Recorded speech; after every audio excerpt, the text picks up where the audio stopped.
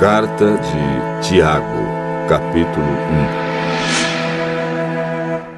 1. Eu, Tiago, servo de Deus e do Senhor Jesus Cristo, envio saudações a todo o povo de Deus espalhado pelo mundo inteiro. Meus irmãos, sintam-se felizes quando passarem por todo tipo de aflições, pois vocês sabem que, quando a sua fé vence essas provações, ela produz perseverança. Que essa perseverança seja perfeita, a fim de que vocês sejam maduros e corretos, não falhando em nada. Mas, se alguém tem falta de sabedoria, peça a Deus, e Ele a dará, porque é generoso e dá com bondade a todos. Porém, peçam com fé e não duvidem de modo nenhum, pois quem duvida é como as ondas do mar, que o vento leva de um lado para o outro. Quem é assim, não pense que vai receber alguma coisa do Senhor, pois não tem firmeza e nunca sabe o que deve fazer. Um irmão que é pobre deve ficar contente quando Deus faz com que melhore de vida. E quem é rico deve sentir o mesmo quando Deus faz com que piore de vida. Pois quem é rico desaparecerá como a flor da erva do campo. Quando o sol brilha forte e o seu calor queima a planta, aí a flor cai e a sua beleza é destruída. Do mesmo modo, quem é rico será destruído no meio dos seus negócios. Feliz é aquele que nas aflições continua fiel, porque depois de sair aprovado dessas aflições, receberá como prêmio a vida que Deus promete aos que o amam. Quando alguém for tentado, não diga: esta tentação vem de Deus. Pois Deus não pode ser tentado pelo mal, e Ele mesmo não tenta ninguém. Mas as pessoas são tentadas quando são atraídas e enganadas pelos seus próprios maus desejos. Então esses desejos fazem com que o pecado nasça, e o pecado, quando já está maduro, produz a morte. Não se enganem, meus queridos irmãos. Tudo de bom que recebemos e tudo que é perfeito vem do céu, vem de Deus, o Criador das luzes do céu. Ele não muda, nem varia de posição, o que causaria a escuridão. Pela sua própria vontade, Ele fez com que nós nascêssemos por meio da palavra da verdade, a fim de ocuparmos o primeiro lugar entre todas as suas criaturas.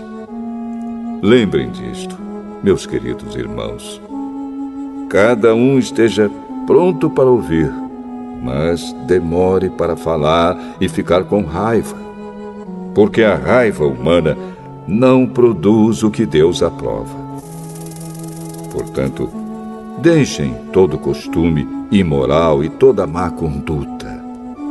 Aceitem com humildade a mensagem que Deus planta no coração de vocês, a qual pode salvá-los. Não se enganem. Não sejam apenas ouvintes dessa mensagem, mas a ponham em prática. Porque aquele que ouve a mensagem e não a põe em prática é como uma pessoa que olha no espelho e vê como é. Dá uma boa olhada, depois vai embora e logo esquece a sua aparência. O Evangelho é a lei perfeita que dá liberdade às pessoas. Se alguém examina bem essa lei e não a esquece, mas a põe em prática, Deus vai abençoar tudo que essa pessoa fizer. Alguém está pensando que é religioso? Se não souber controlar a língua, a sua religião não vale nada, e ele está enganando a si mesmo. Para Deus, o Pai, A religião pura e verdadeira é esta: ajudar os órfãos e as viúvas nas suas aflições e não se manchar com as coisas más deste mundo.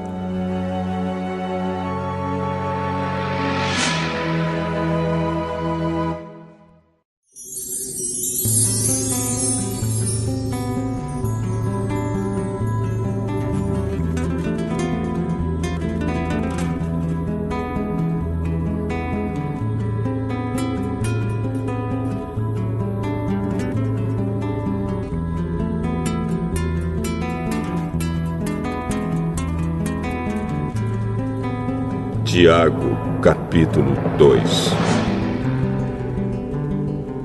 Meus irmãos, vocês que creem no nosso glorioso Senhor Jesus Cristo, nunca tratem as pessoas de modo diferente por causa da aparência delas.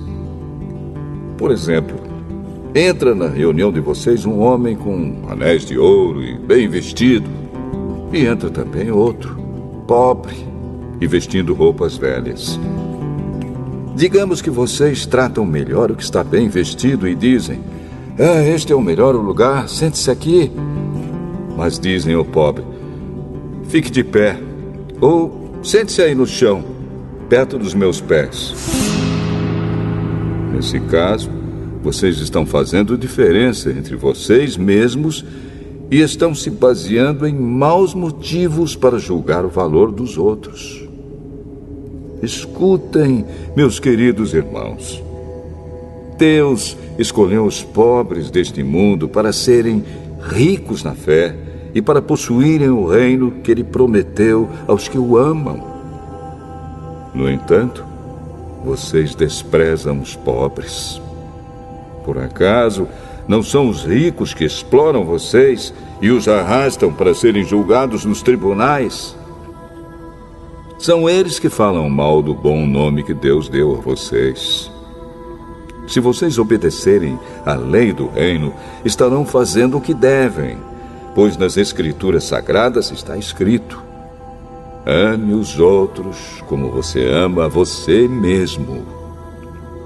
Mas, se vocês tratam as pessoas pela aparência, estão pecando, e a lei os condena como culpados. Porque quem quebra um só mandamento da lei é culpado de quebrar todos. Pois o mesmo que disse: não cometa adultério, também disse: não mate. Mesmo que você não cometa adultério, será culpado de quebrar a lei se matar. Falem e vivam como pessoas que serão julgadas pela lei que nos dá a liberdade. Quando Deus julgar, não terá misericórdia das pessoas que não tiveram misericórdia dos outros. Mas as pessoas que tiveram misericórdia dos outros não serão condenadas no dia do juízo final. Meus irmãos, que adianta alguém dizer que tem fé se ela não vier acompanhada de ações? Será que essa fé pode salvá-lo? Por exemplo, pode haver irmãos ou irmãs que precisam de roupa e que não têm nada para comer. Se vocês não lhes dão o que eles precisam para viver, não adianta nada dizer que Deus os abençoe, vistam agasalhos e comam bem. Portanto, a fé é assim. Se não vier acompanhada de ações, é coisa morta. Mas alguém poderá dizer: você tem fé e eu tenho ações. E eu respondo: então me mostre como é possível ter fé sem que ela seja acompanhada de ações. Eu vou lhe mostrar a minha fé por meio das minhas ações. Você crê que há somente um Deus? Ótimo! Os demônios também creem e tremem de medo. Seu tolo! Vou provar-lhe que a fé sem ações não vale nada. Como é que o nosso antepassado Abraão foi aceito por Deus? Foi pelo que fez quando ofereceu seu filho Isaque sobre o altar. Veja como a sua fé e as suas ações agiram juntas. Por meio das suas ações, a sua fé se tornou completa. Assim aconteceu o que as Escrituras Sagradas dizem. Abraão creu em Deus e por isso Deus o aceitou. E Abraão foi chamado de amigo de Deus. Assim, vocês veem que a pessoa é aceita por Deus por meio das suas ações e não somente pela fé. Foi o que aconteceu com a prostituta Raabe, quando hospedou os espiões israelitas e os ajudou a sair da cidade por outro caminho. Deus a aceitou pelo que ela fez. Portanto, assim como o corpo sem o espírito está morto, assim também a fé sem ações está morta.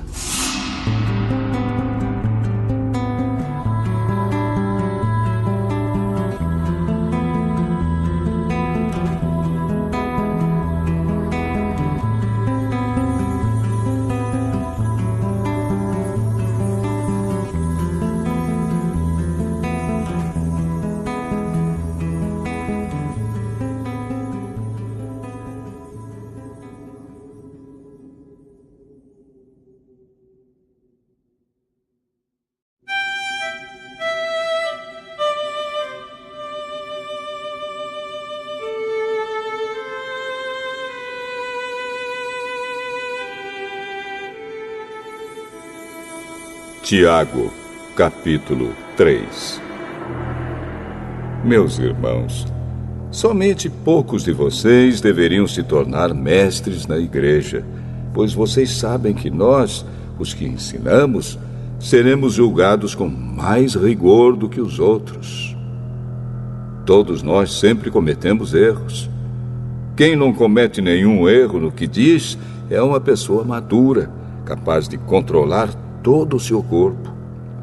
Até na boca dos cavalos colocamos um freio para que nos obedeçam e assim fazemos com que vão aonde queremos. Pensem no navio.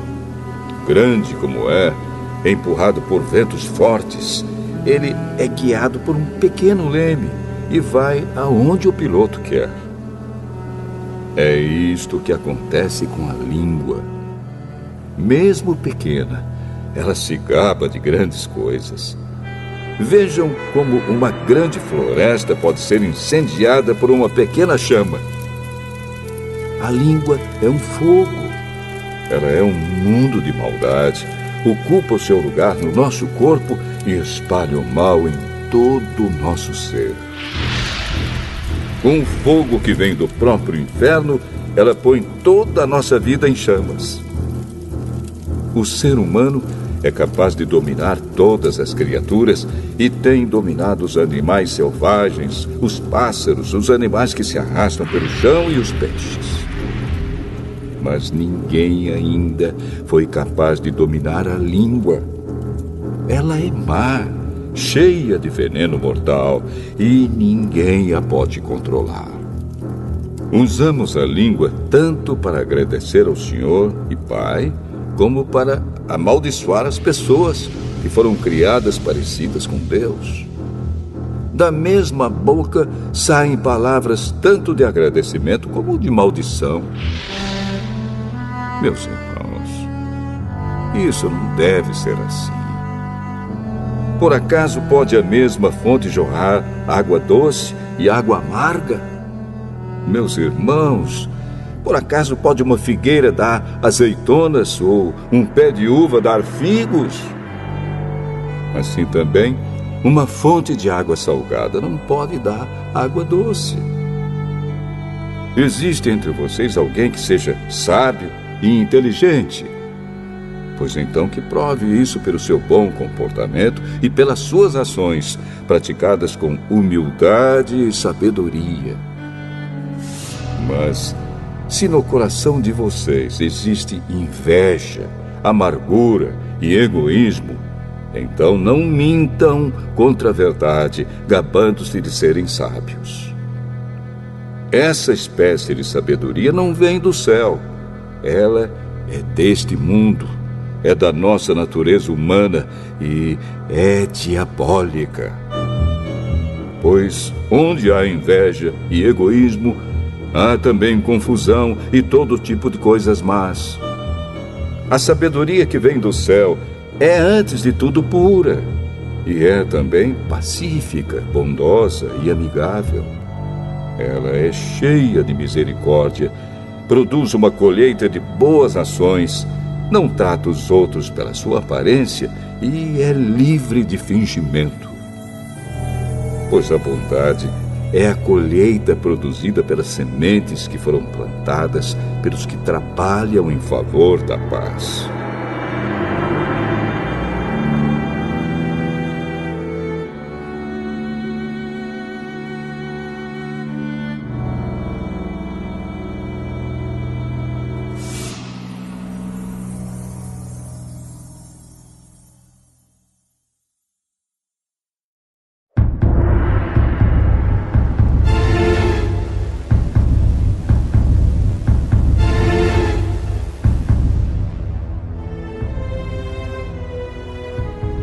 Tiago, capítulo 4. De onde vêm as lutas e as brigas entre vocês? Elas vêm dos maus desejos que estão sempre lutando dentro de vocês. Vocês querem muitas coisas, mas como não podem tê-las, estão prontos até para matar a fim de consegui-las. Vocês as desejam ardentemente, mas, como não conseguem possuí-las, brigam e lutam.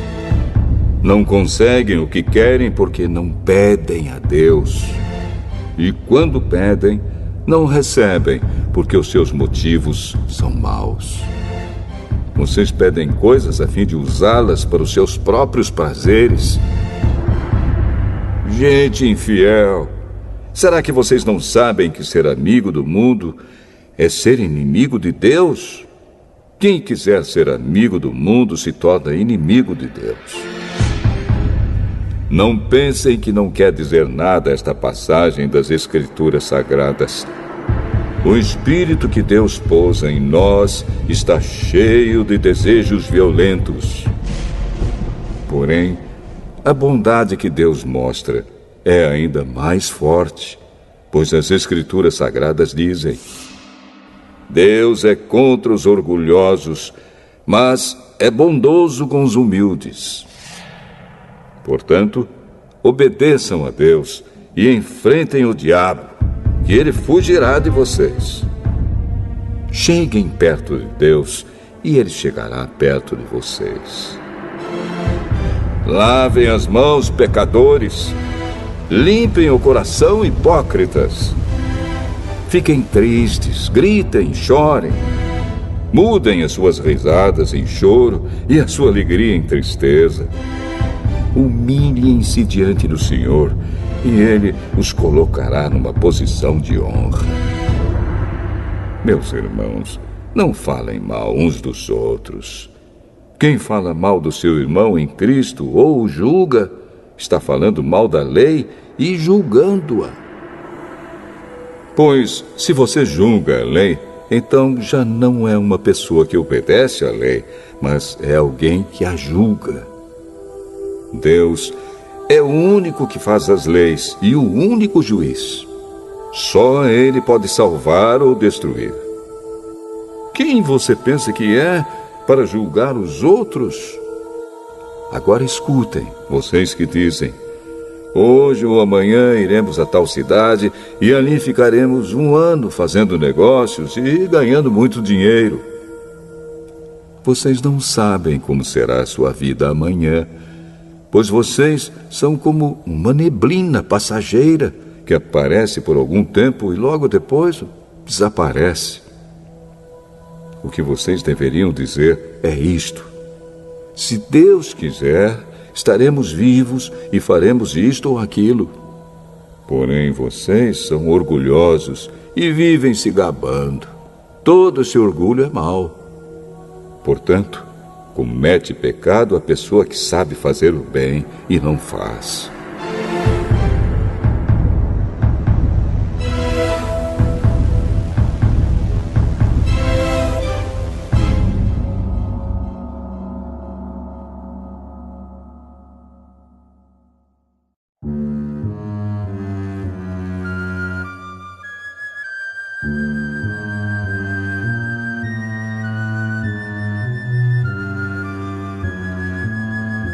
Tiago, capítulo 5.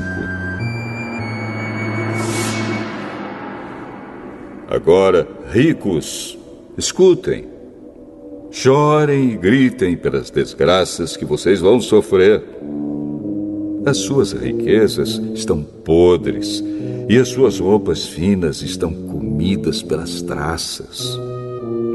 O seu ouro e a sua prata estão cobertos de ferrugem, e essa ferrugem será testemunha contra vocês, e como fogo comerá o corpo de vocês. Nestes últimos tempos, vocês têm amontoado riquezas e não têm pago os salários das pessoas que trabalham nos seus campos. Escutem as suas reclamações. Os gritos dos que trabalham nas colheitas têm chegado até os ouvidos de Deus, o Senhor Todo-Poderoso. Vocês têm tido uma vida de luxo e prazeres aqui na terra, e estão gordos como gado, pronto para o matadouro. Vocês têm condenado e matado os inocentes, e eles não podem fazer nada contra vocês. Por isso, irmãos, tenham paciência até que o Senhor venha. Vejam como o lavrador espera com paciência que a sua terra dê colheitas preciosas. Ele espera pacientemente pelas chuvas do outono e da primavera. Vocês também precisam ter paciência. Não desanimem, pois o Senhor virá logo. Irmãos, não se queixem uns dos outros para não serem julgados por Deus. O juiz está perto, pronto para vir. Lembrem dos profetas que falaram em nome do Senhor e os tomem como exemplo de paciência nos momentos de sofrimento. E nós achamos que eles foram felizes por terem suportado o sofrimento com paciência. Vocês têm ouvido a respeito da paciência de Jó e sabem como no final Deus o abençoou. Porque o Senhor é cheio de bondade e de misericórdia. Acima de tudo, meus irmãos, quando vocês prometerem alguma coisa, não jurem pelo céu, nem pela terra, nem por nada mais. Digam somente sim quando for sim, e não quando for não, para que Deus não os condene. Se algum de vocês está sofrendo, ore. Se alguém está contente, cante hinos de agradecimento. Se algum de vocês estiver doente, que chame os presbíteros da igreja para que façam oração e ponham azeite na cabeça dessa pessoa em nome do Senhor. Essa oração feita com fé salvará a pessoa doente. O Senhor lhe dará saúde e perdoará os pecados que tiver cometido. Portanto, confessem os seus pecados uns aos outros e façam oração uns pelos outros para que vocês sejam curados. A oração de uma pessoa obediente a Deus tem muito poder. O profeta Elias era um ser humano como nós. Ele orou com fervor para que não chovesse, e durante 3 anos e meio não choveu sobre a terra. Depois orou outra vez, e então choveu, e a terra deu a sua colheita. Meus irmãos, se algum de vocês se desviar da verdade e outro fizer voltar para o bom caminho, lembrem disto. Quem fizer um pecador voltar do seu mau caminho, salvará da morte esse pecador e fará com que muitos pecados sejam perdoados.